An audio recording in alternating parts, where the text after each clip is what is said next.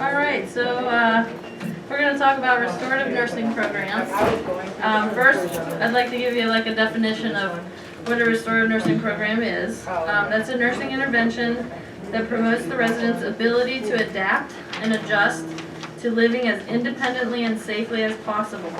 This concept actively focuses on achieving and maintaining optimal physical, mental, and psychosocial functioning.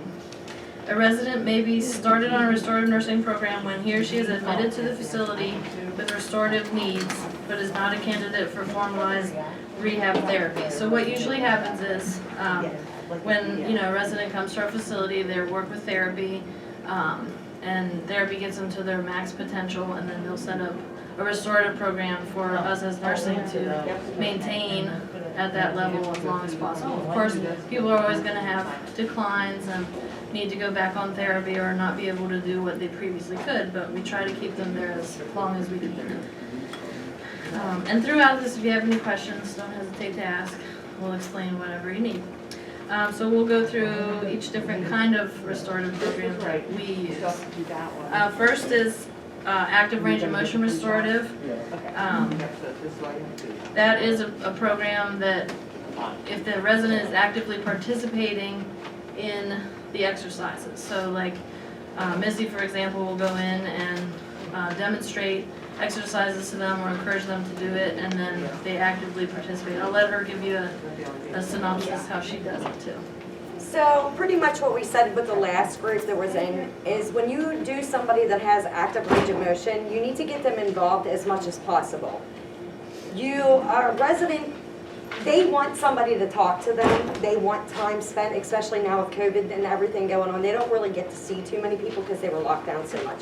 So just go in, like with Doris McKenzie, she is a very hard person to get to do passive on. Like she really doesn't want you messing with her too much. So with her active, I go in and get her saying like anything to get her to move her hands. If you're happy and you know it, clap your hands. She will get active with it, and she will do it herself. If she sees you doing it, she will motion you. She will follow your motion. So as long as you can get her to get her arms up as high as possible, that she's out like this, or her arms can come straight out, she is doing that herself. As soon as you have to touch her, then it becomes passive. Even with her legs, like if you can look at her and say, Doris, raise your legs up, and she'll go like this. As far as she brings them up, she is still doing active. It's when you have to get involved, then that turns into passive. So just remember when you're getting them to do any of their ADLs or anything in the morning, if you specifically ask them and they're on one of these programs, can you raise your arm up so we can put your deodorant on? That is active because they were involved. So that leads us into the next program, which, like Missy was saying, is passive range of motion. And just as she said, that's when the caregiver or the restorative aide is doing the motions for the resident, because they're not able to range their own joints and muscles themselves. So we have to do that for them. Do you want to demonstrate passive range of motion? So, like I said before, if you have to go in with a resident and you're going to do passive range of motion, you're going to do the same motions as you would if they were doing it themselves, like you're bringing their arms up, or you're bringing them out, that you're bending them with their elbows, their wrists, their fingers, any joints that they would have, you are ranging them. So when you get a hold of somebody and you're actually ranging their arm, if they automatically stiffen up on you and lock up, that's more than likely meaning that it's hurting. So you don't want to press any harder, you don't want to push any farther, then you just try bringing it back into their body and then bring it out. And the more you do it, the more they'll start to limber up. But anytime that you have to do the motion for them in any joint, that's considered passive. And another program we often use is an ambulation restorative. So it's been difficult recently with the COVID restrictions, but in the past, therapy has set up programs for people to walk to and from the dining room for their meals, or up and down the hallways as far as they can. Now that we're going back to the dining room, I guess we're able to do it more frequently. So yeah, we just encourage them to do as much as they're able and as far as they're able. Now, if someone's independent with their ambulation, we can't count that as a restorative, but if we have to do setup and encouragement and assist them a little for balance, then we can do that as a restorative program. An important thing with ambulation restoratives is you can count the minutes throughout your shift and add those up at the end of the shift for your charting. So like if you did 5 minutes in the morning and 5 minutes in the afternoon, you can do a total of 10 for that shift, and you want to make sure you document that. Do you have anything else to add for ambulation? So the next one is transfer restoratives. Now that can be, that can include anything from 1 assist, 2 assists, any transfer that the resident actively participates in but needs a little help. Now if it's like a stand-up lift or Hoyer lift, those cannot count as transfer restorative. So if somebody's on one and they decline in transfer, then we need to discontinue that as a restorative until they're able to get back to where they were before. So like you had notes here, you count from the time you go in and start setting up, like set up the walker and all that. Those minutes all count from the beginning to the end of the transfer. Yeah, when they're on a transfer restorative, you want to count from the moment that you actually set them up. You put the gait belt on. If they use a walker, you count that as minutes. You will literally count from the time that you started to get them ready to transfer until they are placed where you are putting them, whether it would be into bed, a wheelchair, recliner chair, it doesn't matter. From the very beginning to the very end that they're completely situated in their chair, you count all those minutes. I have a question. Sure. That could be just 1 minute sometimes, so still count. Yes, because you need to, like for you, it would be a minute. Like say you just went in and helped somebody transfer into a chair. It's just 1 minute for you. Okay. But for Jasmine, that's had that person all day. Okay. Okay, she's gonna transfer them at least 4 to 5 times in a day's time. So it would be like all per minutes, say would end up being, like for instance with me, I only get 5 minutes on a transfer with someone because I'm actually in there doing like different other things with them, range of motion and stuff like that. But if they transfer, I will transfer them once. It's 5 minutes for me, but for Jasmine, that person's transfer is gonna be at least 10. So then on top of it, she ended up getting 15 minutes because of my 5. So you can So add we them don't all count up. walking as part of transfer? No. Yeah. A lot of times they'll have both programs, the transfer and the ambulation, so you would want to separate those minutes out. But if they didn't have both programs, yeah, I guess you wouldn't be able to count the ambulation part. Another program we often use is dressing and grooming. Now that can be a wide range of things. Maybe, maybe the resident can do most things, but they need cueing to do the ADLs. But once you get them set up, they're able to do it on their own. But we can count those minutes as restorative if we have to cue them to do it or set them up. And you can also count it like maybe the person can only do very little for themselves, but we want to encourage them to do as much as possible. So maybe, we do most of it for them, but they're able to still wash their own face and hands and maybe comb their own hair. We can set up restorative programs and try to encourage them to do a little more for themselves. And anything counts with that. Brushing your teeth, combing their hair. Some ladies like to put on their makeup still. We can use that as restorative programs.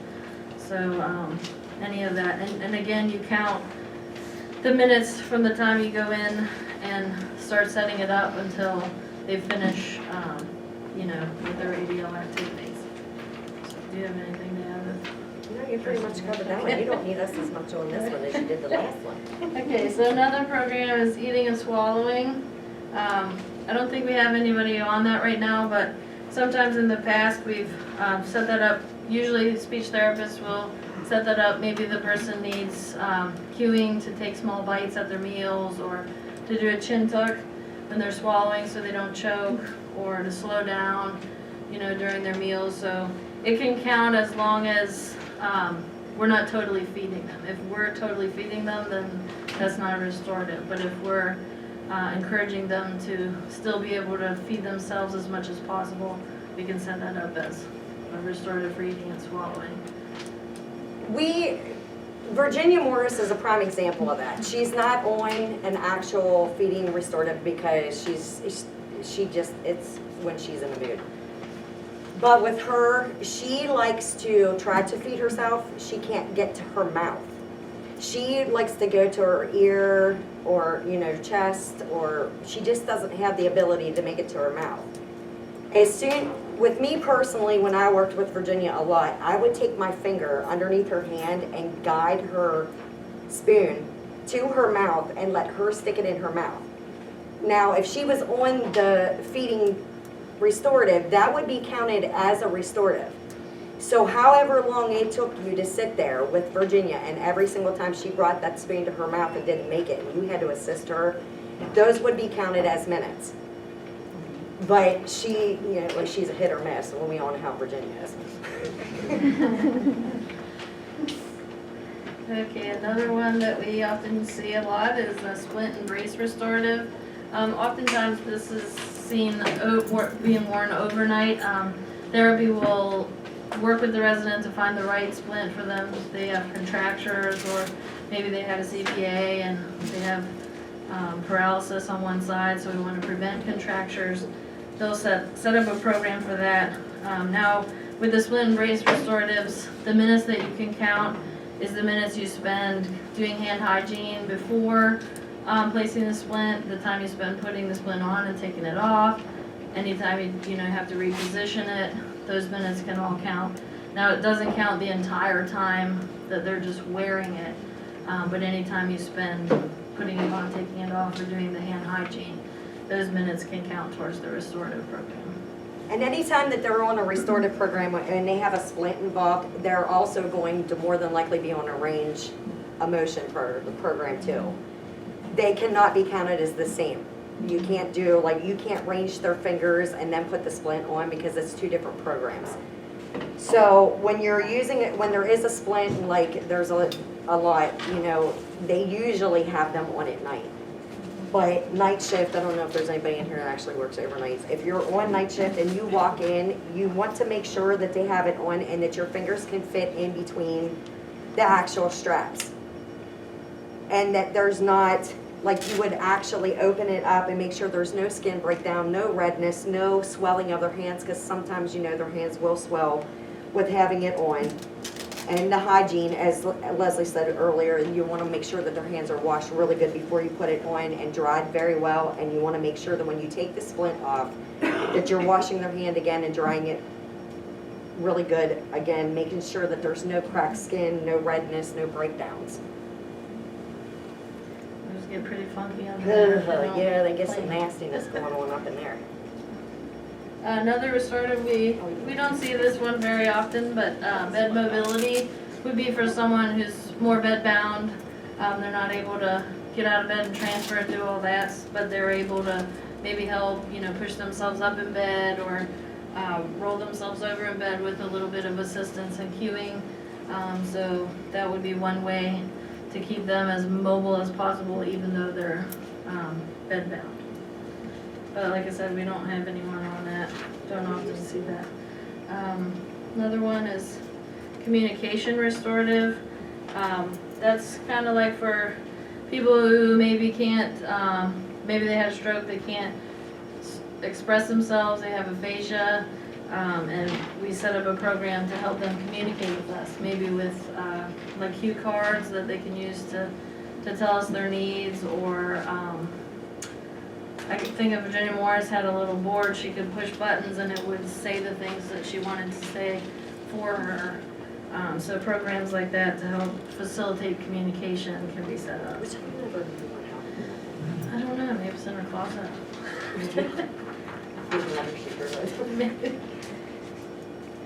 And another one is scheduled toileting. We'll set these up oftentimes. Therapy right now is trying to work with people to do toileting exercises, to work with people to try to strengthen those muscles to improve their continence. So I foresee maybe we're going to see some more scheduled toileting programs recommended by therapy. So we'll set those up usually like every 2 hours to try to encourage the residents to go to use the toilet to improve their continence level and reduce risk of skin breakdown from incontinence and help to improve their dignity and continence level. Anything to add with that? You pretty much covered it. All right. So some important things to remember. Always count all the minutes that you do throughout the day doing your restoratives. We need at least 15 minutes a day for 6 out of 7 days to get a higher reimbursement rate for MDS purposes for what we do with the assessments. So that can be a combination. Day shift could have got 10 minutes, second shift 5 minutes, but that still gave us our 15 minutes for the day for that person. So you always want to take credit for what you do and document what you do. And if anybody's on a program that you feel is no longer appropriate or they're not participating as well, please let us know and we'll either change the program or discontinue it if it's no longer appropriate. And again, the important thing is you guys work together. Like, it's important that you guys on the floor still continue to do the restorative programs and help maintain that, because Missy's here 5 days a week, Monday to Friday. That doesn't help us get the 6 days because she's not here on the weekends. So it's very important that everyone continues to do the restoratives for the residents' best interest. Do you have anything else to add? I don't know, you just totally made my head go blank. Sorry. Yeah, like she said, I'm not here like every, I'm only here 5 days a week. Plus I'm on different committees and stuff that I have to attend to, those meetings as well. If there is ever a time that you need me, don't hesitate to page me over talk. I will come and help you do anybody if you're having trouble with them. Even if you don't understand what they're on, like what kind of program they're on, or you don't understand how to do it, don't ever feel like you can't talk to me about it. I am more than willing to help and even make you understand it better. It does get very confusing between the differences. There are some people in-house right now, Doris McKenzie being one of them, Faye Rife being one of them, that have an active range of motion program and a passive range of motion program that are actually the same thing. The only reason they have two different programs is because they both will some days be able to do it actively and some days they won't do it actively. So you have to, they will allow you to do it passively. So with those, just remember that if you do it, if you walked in that day and you got 10 minutes with that person and they did everything for themselves because they were having a really good day, you mark that 10 minutes with the active. If you had to do it for them that day, it would be the passive. The only time that you would mark both of them is if Faye Wright, for instance, one day she did her good side, she did it completely as I was doing her bad side. So then she got 5 for her good side, 5 for her bad side. It's just make sure those minutes are counted because you guys, you're doing it more than I am. I'm in there targeting tight muscles where you guys are with them consistently. They know your face. They'll do more for you than they do for me, even though, well, some of them still do more for me than they'll. But you guys are there. You're the ones that are doing it all the time, so take the credit for it. For Mackenzie, when she's feeding herself, is that part of range of motion? No, because she's only targeting one arm. You literally have to get them to actually do Okay. stretch out. Any other questions? All right, that's all we have. Thank you.